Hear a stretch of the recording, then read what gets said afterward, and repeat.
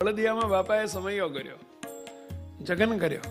એ જમાને આમ સમયો શબ્દ નતો, કચ્છમાં હજુ એ જગન બોલાય. આપણે ગુજરાતમાં સમયો બોલીએ, ત્યાં કચ્છની અંદર શબ્દ શું બોલાય? જગન. મૂળીના હવા હો સાધુ બાપા વાળા હતા. બાપાએ જગન કર્યો ને એમાં આશીર્વાદ છાપીને મોકલેલા. આ વખતે જે જગનમાં આવે એનો છેલ્લો જન્મ, એનો આત્યંતિક કલ્યાણના કોલ લેખિતમાં આપી દીધેલા. લેખિતમાં. બોલો. સંતોની સભામાં કાગળ વંચાયો. પ્રશ્ન હતો, બધાને સ્વાભાવિક છે, બધાની ઈચ્છા થાય જવાની, કે આ છેલ્લા આશીર્વાદ મળી ગયા છે તો આપણે આ વખતે તો જવું જ છે. એ જમાનામાં એવું નતું કે વારા કાઢે 2 દાડા ઓલ્યા જઈ આવવાનું, પાછા આવી જાય એટલે 2 દાડા પેલા જઈ આવવાનું, પાછા બીજા આવે એટલે ઘરના બધાને લાભ મળી જાય. એવું વાહન વ્યવહાર નતા, ટ્રાન્સપોર્ટેશન નહોતું, રસ્તા નહોતા, કશું નહોતું. 7 દાડાનો જગન, જતા જ 2-4 દાડા થાય ને જાવતા જ 2-4 દાડા થાય. એટલે કે બદલીઓ આવરી આમ ભરવી હોય ને વારા ફરતી જવું, એમ જવાય એવો સમય નહોતો.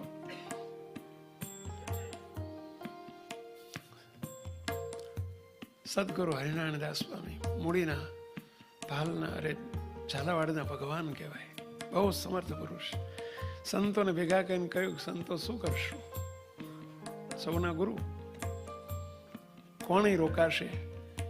શિખરબંધ મંદિર છે એટલે 5-7 સાધુ જોઈએ. ઠાકોરજીના થાળ કરવા, રસોઈ બનાવવાની, થાળ કરવાના, 5 આરતીઓ કરવાની, આયોગ્યો કોઈ મહેમાન આવે ને જમાડવાના 5-7 સાધુ જોશે. કોણ અહીંયા રોકાશે? ઓલ્યાને સામું જોવાનું, ઓલ્યાને સામું જોવે. ઘણા હેઠું ગલી ગયા. બધાની તીવ્ર ઝંખના. શું? આપણને જવા મળે તો સારું. આવો જગન, એમાં પાછા બાપાના છેલ્લા આશીર્વાદ.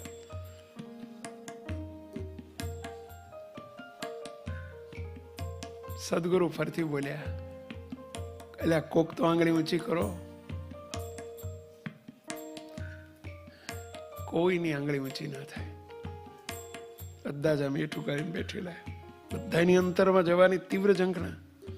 બહુ મોટો લાભ મળવાનો હતો. એક બાજુ આત્યંતિક કલ્યાણના આશીર્વાદ છે, બહુ મોટો લાભ છે. બીજી બાજુ ગુરુની મરજી છે. ક્યાંક તો બેલેન્સ કરવું પડે.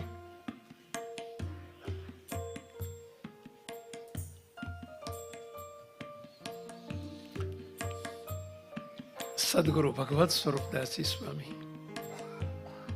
હરિનાનદાસ સ્વામીના 125 સાધુ હતા. એમાંનું 5 સંતોનું, 7 સંતોનું મંડળ ભગવત સ્વરૂપદાસજી સ્વામી, એમણે આંગળી ઊંચી કરી, ગુરુજી ચિંતા ન કરશો, અમે રહીશું, અમારો ભાગ રાખજો. બાપાને કહેજો કે અમને ભેળા રાખે, અમે રોકાઈ જઈશું, અમારું મંડળ રોકાઈ જશે. મરજી જોઈ મહારાજના મન, એમાં રહીએ આઠું જા.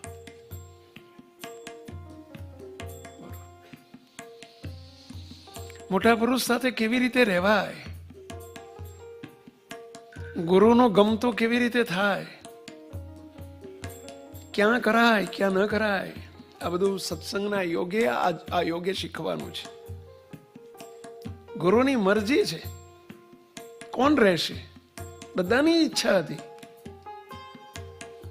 પણ નહીં, ગુરુનું ગમતું અત્યારે આ છે. દયાળુ, આપ રાજી હોય તો અમે રોકાઈ જઈએ છીએ, ચિંતા ના કરશો. સ્વામી બાથમાં ગાલીને ભેટી પડ્યા. સાબાશ સાબાશ.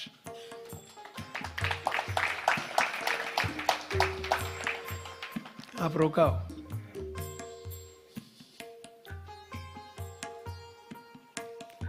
અત્યારે અમારે સંતોની શિબિર હોય ને ત્યારે આવો પ્રશ્ન થતો હોય,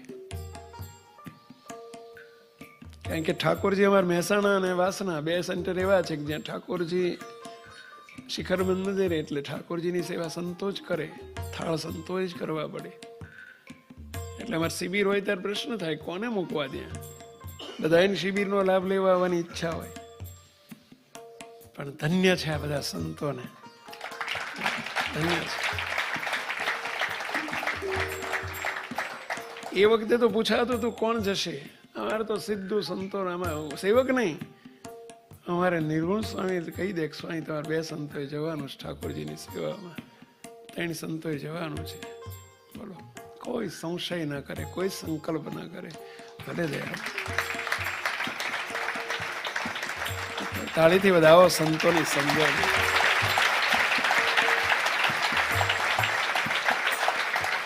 મરજી જોઈ, બસ મોટા પુરુષની મરજી ભલે કોના થ્રુ આવી છે મહત્વ નથી, પણ એમની મરજી છે. મરજીમાં રહેતા શીખવું આ મોટા મોટી સાધના.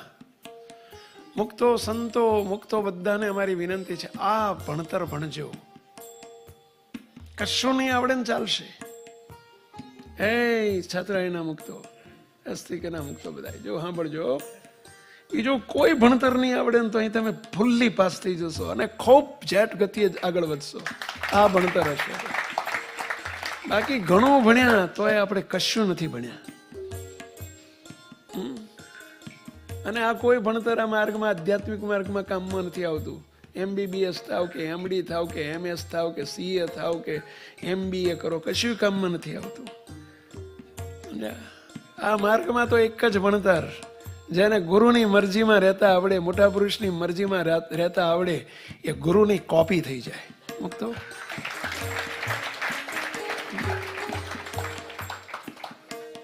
આ ભણતર જેને આવડી ગયું ને, તમે બધા એને વિનંતી કરો છો તમામને 2 હાથ જોડીને, એમનું હસતું મુખારવિંદ સદાય રાખવા માટેનો શોર્ટકટ, બસ એમની મરજીમાં રહેતા શીખીએ.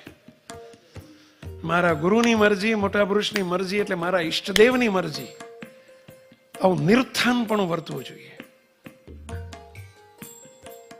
કોઈ તર્ક નહીં, કોઈ કુતર્ક નહીં, કોઈ સંશય નહીં, કોઈ સંકલ્પ નહીં. જે સમયે જે મરજી હોય બસ સંકલ્પ નહીં કરવાનો.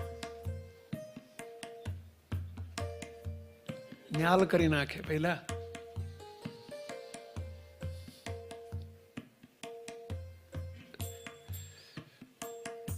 ટૂંકો સસ્તો છે પણ બહુ અઘરો પડે છે આપણને. સમય આવે ને ત્યારે ખબર પડે. બધા સંતો બધા બળદિયા, આ 7 સંતો રહી ગયા. ભગવત સ્વરૂપ સ્વામીએ કહી દીધું એમના શિષ્યોને, સંતો કોઈ સંકલ્પ નહીં કરવાનો કે આપણે રહી ગયા, આપણે નથી જવાનું મળ્યું.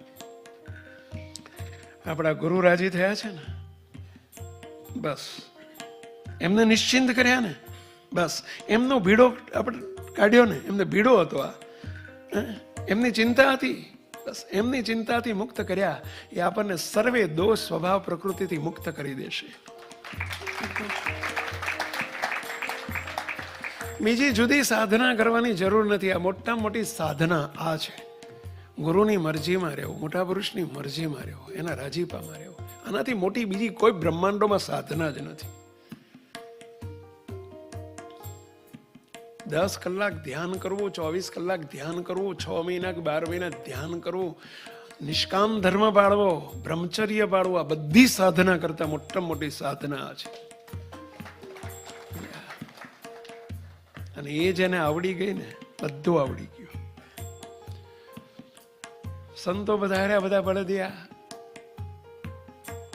બાપા ત્યાં એવા લાડ લડાવે ને, એવા લાખો માણસોની મેદની ત્યાં, અને બાપાનું આમ પ્રત્યક્ષ સાનિધ્ય, અને બાપો એવા બધાને ઠેર ઠેર બાપાના દર્શન થાય, ઠેર ઠેર બાપાની, અને એવો આખો એક દિવ્ય ખજાનો લૂંટાતો હતો. એ વખતે પાછું આવો વિડીયો નહીં. અત્યારે તો જો ટેકનોલોજીના માધ્યમે બધું મારું બેટું બધું સહેલું થઈ ગયું. બોલો અત્યારે અમેરિકામાં બેઠા બેઠા ભૂખ હોય તે ભૂખ્યા કથા સાંભળતા હોય, બોલો ઠેઠ ત્યાં બેઠા આવું જ એને બધું લટકાય આવાજ મળે ને બધું આવું જ મળે. કે આમાં શબ્દ કંઈક બદલીને જતા હશે.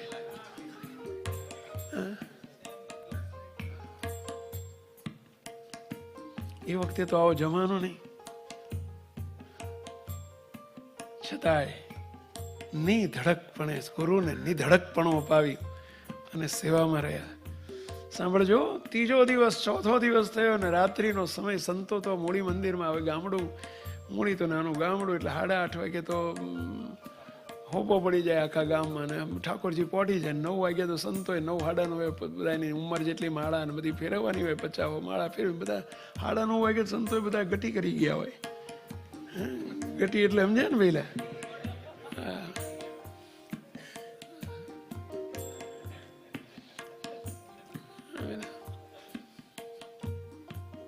જો આ ઘટી નથી કરતા.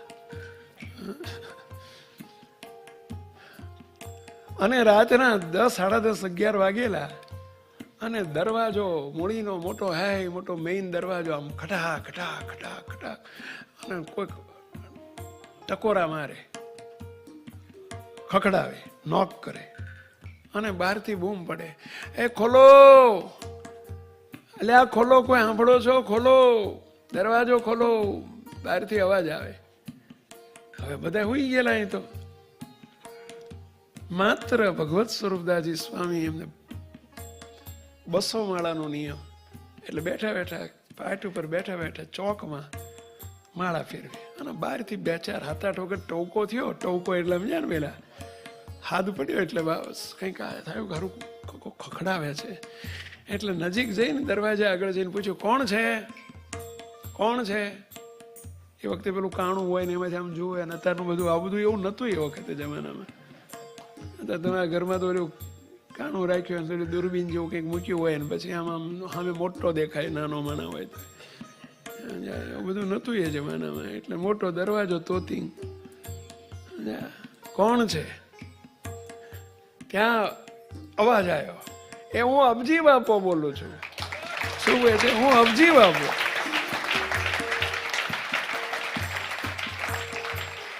દરવાજો ખોલો.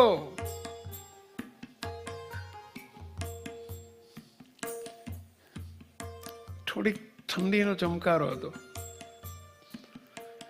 અબજી બાપો કીધું ને ત્યાં સદગુરુના રૂવાડા ઊંચા થઈ જાય ને પેલા. અચાનક આમ અબજી બાપો આવે, આમ અચાનક રાતે 11 વાગે અંદર આમ રૂવાડા ઊંચા થઈ ગયા.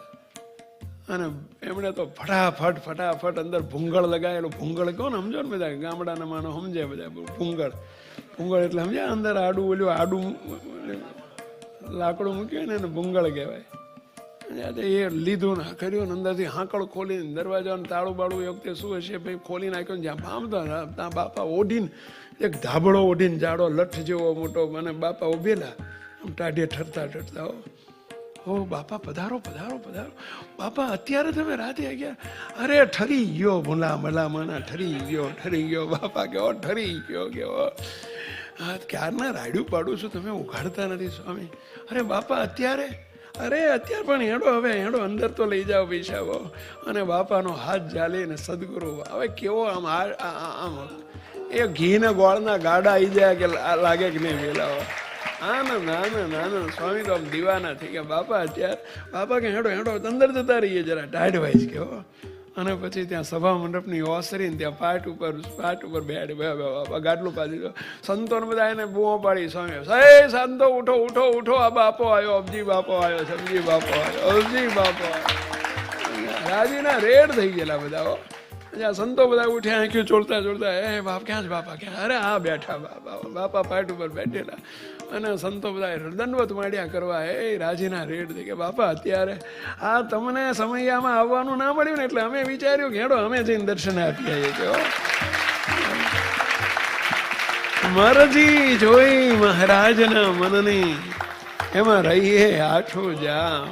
પેલા જો ગુરુની મરજીમાં રહે એને કેવું સરળ કરી નાખ્યું. હવે ઓલે કચ્છમાં જાય ત્યાં લાભ મળે. અહીં તો આગવો, એ તો હાથ હજે ને લાખ માણ આવતું, એને એક હમટો, એમાં કેવો હૈયારામ લાભ મળે. આ તો આગવો લાભ આપવા માટે બધા રહ્યા, મરજીમાં રહ્યા ને એટલે પેલા. જો ગુરુની મરજી, મોટા પુરુષની મરજી કેવા ન્યાલ કરી નાખે. આગવો લાભ આપવા માટે બધા રહ્યા. સંતો તો આમ ચરણ પકડીને બેસી ગયા બાજુમાં. ઓહો બાપા ત્યાં સમયો મૂકીને આવ્યા. બાપા કે સમયામાં છીએ ને તમારી સામે છીએ. કેવો અમે તો સમયામાં છીએ ને તમારી સામે છીએ. હવે એમને શું પેલા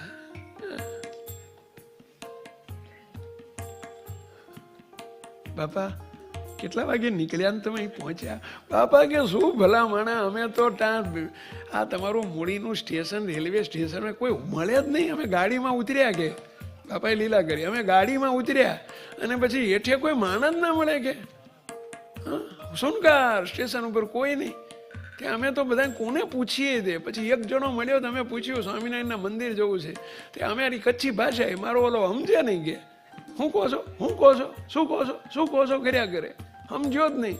ત્યાં બીજો એક મળ્યો અને કીધું કે ભાઈ સ્વામિનારાયણ મંદિર જવું છે. અમને રસ્તો બતાવીને તે પછી અમને મૂકી ગયો દરવાજા આગળ. ત્યાં દરવાજા આવીને મારે રાઈડ જ પેડ કરવી પડે. તમે કહું ઉઠો ને ભૂંડ્યો, આવું હતું છે કે બાપા ભૂલ થઈ ગઈ, માફ કરો, માફ કરો.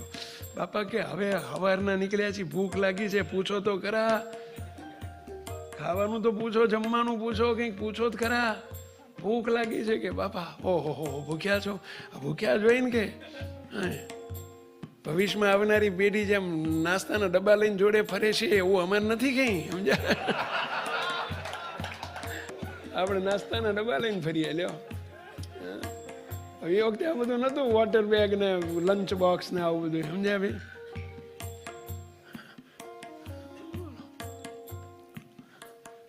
અને એકદમ સદગુરુ જાઓ જાઓ જાઓ, સદગુરુ કે જાઓ જાઓ, રવડામાં શું પડ્યું છે?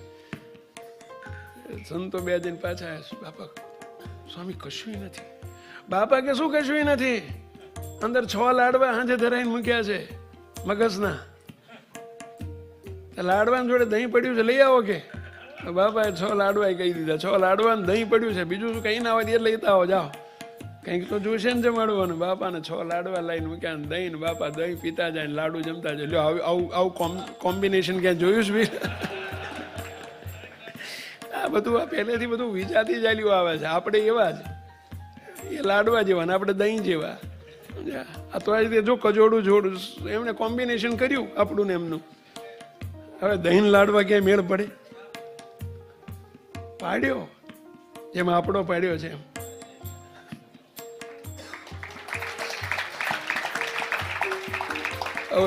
લાડવાની જોડે દહીં પનારે પડ્યું તો પછી સ્વીકારી તો લેવું પડે. એમાં આપણે એમના પનારે પડ્યા છીએ, સ્વીકારી લીધા. નહીં તો મેળ પડ્યો હતો તારે પહેલા.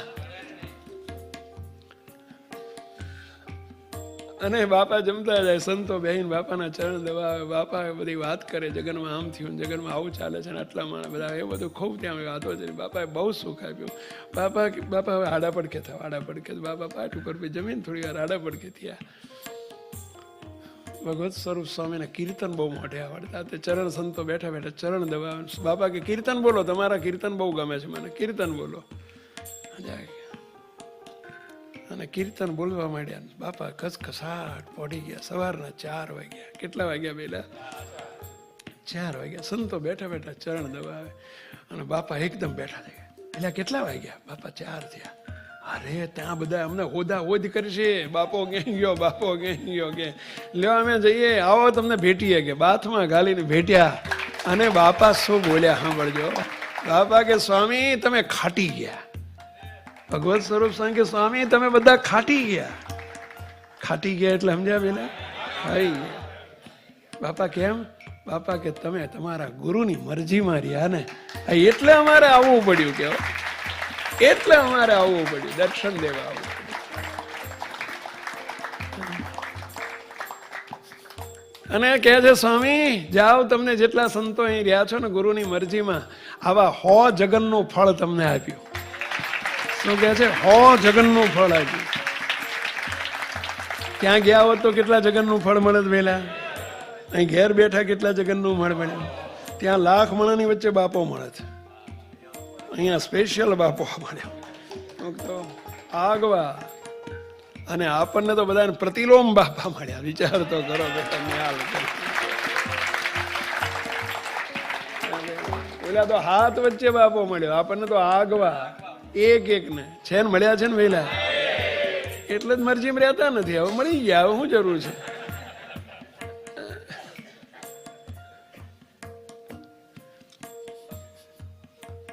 મોટાની મરજીમાં એમનું અસ્તુ મુખારવીન આનાથી રહે. બસ કોઈ દાડો સંકલ્પ નહીં કરવાનો, બસ આટલો રાખજો. જો કેવા મહારાજને મોટા કેવા ન્યાલ કરી નાખે છે. અનાદિમુક્ત વિશ્વમ ચેનલને સબસ્ક્રાઇબ કરો અને મેળવો નવા વિડિયોઝ સૌથી પહેલા.